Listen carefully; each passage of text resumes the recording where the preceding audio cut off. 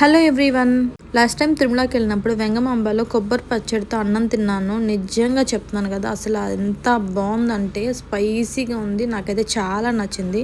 దాన్ని ఎలా చేయాలి అని చాలా రకాలుగా ట్రై చేసాం. పర్ఫెక్ట్గా నాకు ఇది అయితే సెట్ అయింది. ఒకసారి మీరు కూడా చూసేసేయండి. ఒక బాండర్ పెట్టుకొని కొంచెం ఆయిల్ వేసుకొని సన్నగా కట్ చేసి పెట్టుకున్న కొబ్బరి ముక్కల్ని ఎర్రగా వేయించుకోవాలి.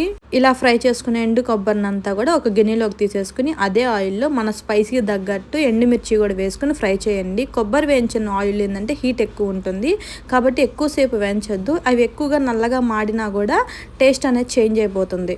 ఎండుమిర్చి కూడా ఒక గిన్నెలోకి తీసేసుకున్న తర్వాత కొంచెం శనగపప్పు, కొన్ని మెంతులు, జీలకర్ర, కొంచెం ధనియాలు, కరివేపాకు కూడా కొంచెం వేసుకోండి. కరివేపాకు అనేది పూర్తిగా ఆప్షనల్. నాకేంటంటే ఆ ఫ్లేవర్ చాలా బాగా నచ్చింది అలా పచ్చడి చేసుకుని తిన్నా కూడా, అందుకని కరివేపాకు అనేది వేసాను. స్టవ్ ఆపేసాక కొంచెం ఇంగ వేసేసుకొని పక్కన పెట్టేసేయండి. ఇది పూర్తిగా చల్లారాక మిక్సీ జార్లో వేసుకోండి.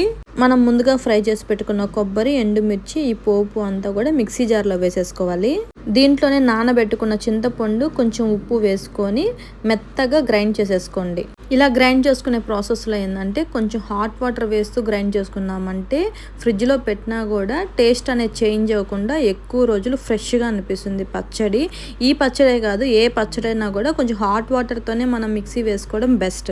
మరి ఇంకెందుకు ఆలస్యం, మీరు కూడా ఈ పచ్చడిని ఒకసారి ట్రై చేసి టేస్ట్ ఎలా ఉందో కూడా కామెంట్ చేయండి.